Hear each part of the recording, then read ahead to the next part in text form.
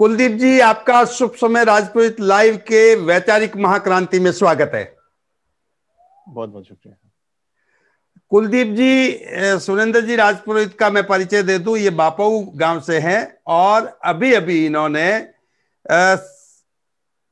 Computer science में और electronics में एक बहुत बड़ा अचीवमेंट पाया है। एक बहुत बड़ा पुरस्कार उनको मिला है। समाज के ये पहले युवा होनहार है जिन्होंने उस पुरस्कार को प्राप्त किया है।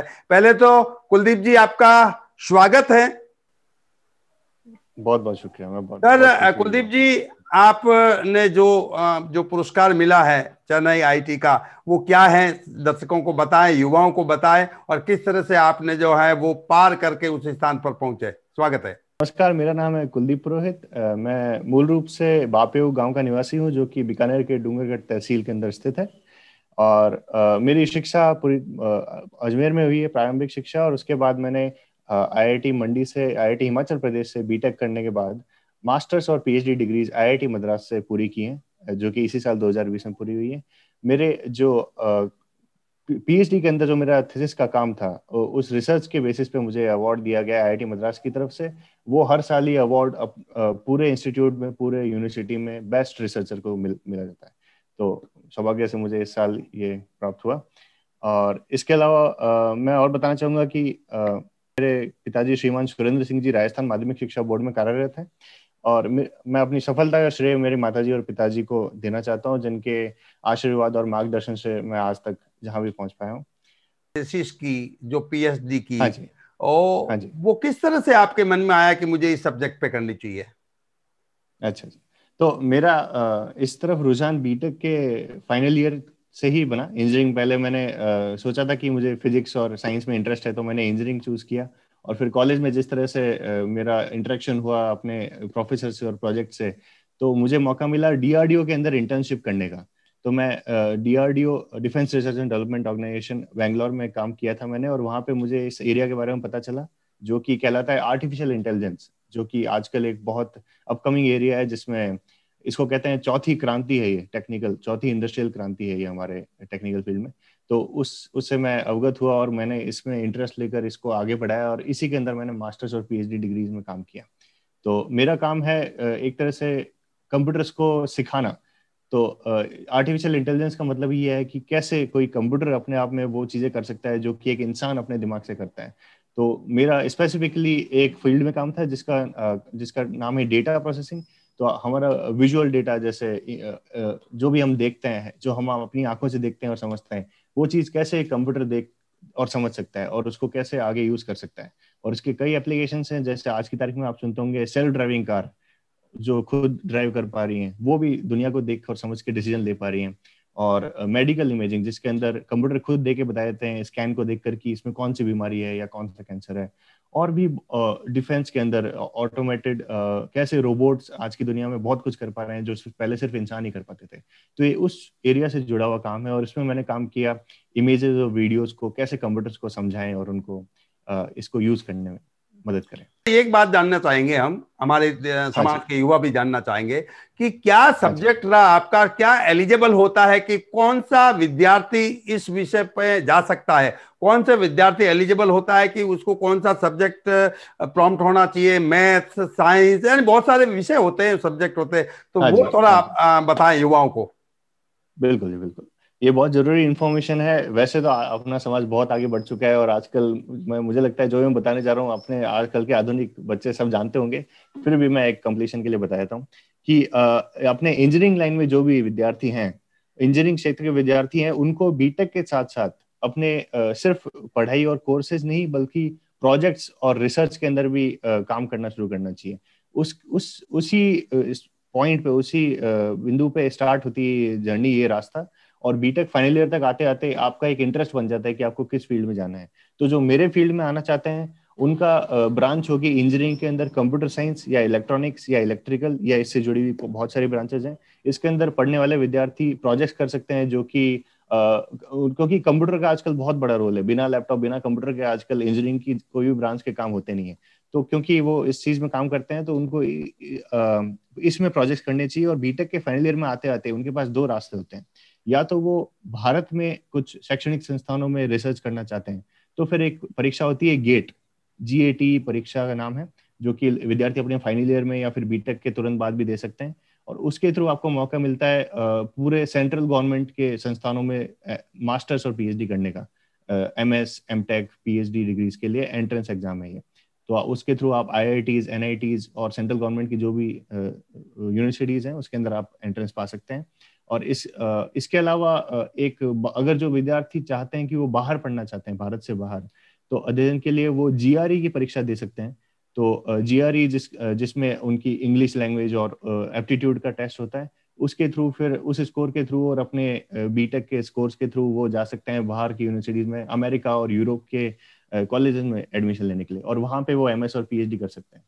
और उसका भी बहुत महत्व है। अगर आप अंतर्राष्ट्रीय स्तर पे अपना एक्सपीरियंस लेकर आ रहे हैं यहाँ पे, तो उसकी बहुत यहाँ पे वैल्यू है अपने भारत में, और वो आके अपने देश में योगदान दे सकते हैं अपने। लेकिन ये खुद के शेल्फ के बलबूते पे जाना होता है कि आफ्टर समय में सरकारें भी जो हैं इस तरह से सहयोग करती है, जैसे भारत सरकार की बात करें तो ऐसा भी कुछ होता है? बताइए। तो भारत सरकार ने भारत में पढ़ने वाले विद्यार्थियों के लिए अच्छे अवसर दे रखे हैं। और स्पेशली आज से कई सालों से पहले तक, एटलीस्ट पिछले 2 दशक से आपको भारत सरकार स्टाइपेंड देती है। हर महीने आपको वहाँ पे पढ़ने रहने के लिए जो भी राशि चाहिए होती है वो भारत सरकार हर महीने सभी मास्टर्स और PhD के विद्यार्थियों को प्रदान करती है। और मैं बताना चाहूंगा, पिछले 3 सालों में एक नई योजना आई है जो प्रधानमंत्री PMRF, प्रधानमंत्री रिसर्च फेलोशिप योजना है, जो कि ऑलमोस्ट एक जॉब की तरह पैसा आपको सैलरी देती है PhD करने पर। तो आप अगर IIT और NIT में PhD कर रहे हैं, जो कि गेट परीक्षा में टॉप रैंक्स के बाद मिलती है, तो आपको सरकार 5 सालों तक आपको एक तरह से हर महीने सैलरी प्रदान करती है, जिसमें आप रिसर्च भी करें और बस, हाँ, वो बस यही एक्सपेक्ट करते हैं आपसे। तो उसके लिए मिनिमम क्वालिफिकेशन क्या होना चाहिए? मिनिमम क्वालिफिकेशन आपकी गेट में रैंक अच्छी होनी चाहिए, लगभग टॉप 5,000, टॉप 1,000-2,000 के अंदर ऑल इंडिया रैंक होनी चाहिए आपकी, जिसके थ्रू आपको इन कॉलेज में एडमिशन मिलेगा। और फिर कॉलेज में जाने के बाद आपकी यूनिवर्सिटी के ही जो डिपार्टमेंट के जो हेड हैं और जो फैकल्टीज हैं वो आपको गाइड कर देते हैं कैसे अप्लाई करना है, क्योंकि उनको लिखना होता है एक प्रपोजल कि मैं किस विषय पे काम और शोध करना चाहूंगा अगले 5 सालों के लिए।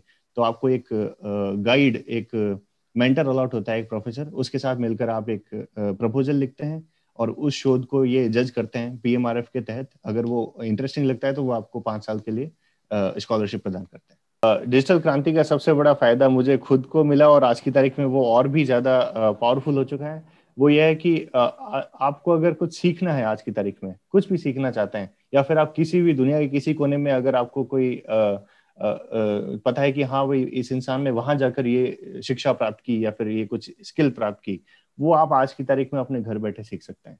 और वो सिर्फ यूं ही नहीं कि आप अपने लोग पहले रेस्ट्रिक्टेड होते कि अपनी कॉलोनी में या फिर अपने शहर में किसी टीचर को ढूंढते थे या फिर अपने कॉलेज में।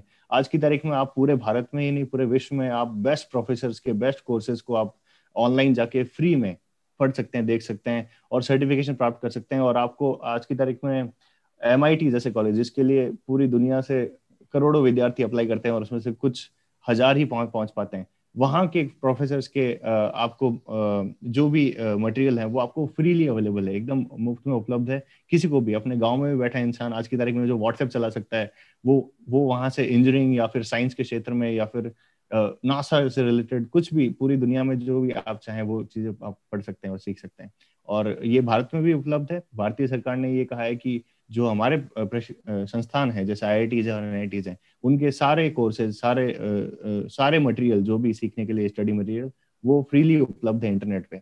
जिसके पास भी इंटरनेट कनेक्शन है वो अपने घर बैठे ही पूरे जो भी यहाँ पे विद्यार्थी आके सीख रहे हैं वो वहाँ घर बैठे सीख सकता है। इसी बिहाफ पर हमने कहा कि डिजिटल क्रांति के माध्यम से एक वैचारिक क्रांति समाज में हो, एक थॉट प्रोसेस हो। तो आज अजमेर में बैठ करके आप युवाओं को शुभ समय राजपूत लाइव के माध्यम से थॉट प्रोसेसिंग कर रहे हैं। तो अंत में आपसे यही हम पूछेंगे, जानना चाहेंगे कि डिजिटल क्रांति राजपूत समाज के लिए चैनल के माध्यम से हमने थॉट प्रोसेसिंग यानी वैचारिक महाक्रांति का शुभारंभ किया। जैसे आपने डिजिटल इंडिया की और डिजिटल की बात की, तो आप 2 लाइन में ये बताया कि ये डिजिटल क्रांति कि वैचारिक क्रांति समाज को किस तरह से लाभदायक हो सकती है और किस तरह से उसका उपयोग करना चाहिए समाज के लोगों को। अच्छा जी, तो इसका उदाहरण यही है कि आपके चैनल के मार्फत आज की तारीख में अपने समाज के जो भी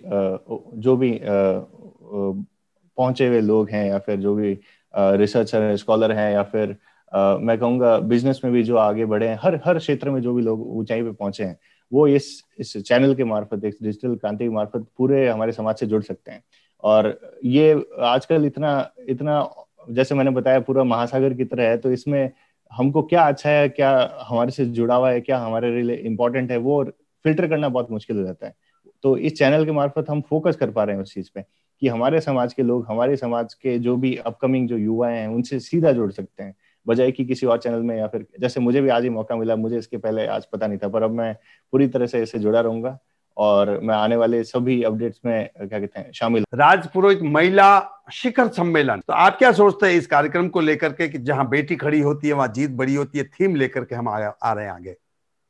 ये बहुत बहुत बहुत उम्दा थीम है, बहुत बढ़िया आपने कदम उठाया है, और मुझे लगता है कि एकदम वक्त के साथ चलने वाली बात है, क्योंकि आज की तारीख में सिर्फ अपने समाज में नहीं, हर समाज में ये एक नई सोच है, नई क्रांति है, और इसमें मुझे लगता है हमको भी कदम से कदम मिला के चलना चाहिए।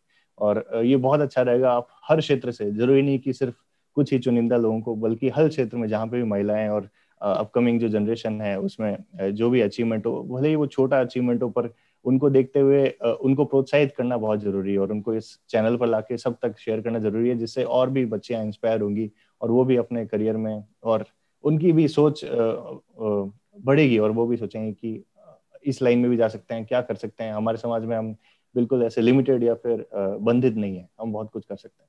ये बहुत बहुत बढ़िया कदम है। बहुत बहुत धन्यवाद कुलदीप जी, शुभ समय राजपुरोहित लाइव के साथ जुड़ने के लिए आपका बहुत बहुत धन्यवाद। मैं धन्यवाद देना चाहूंगा राजपुरोहित सेवा न्यास का, क्रांति जी आपका, श्रीमान राजेंद्र जी राजपुरोहित जी का, ये अवसर मुझे प्रदान करने के लिए बहुत बहुत शुक्रिया। बहुत बहुत धन्यवाद सर, थैंक यू सर। अरे हाँ, कोरोना को पूरा हराना है ना, तो 2 गज दूरी और मास्क है जरूरी।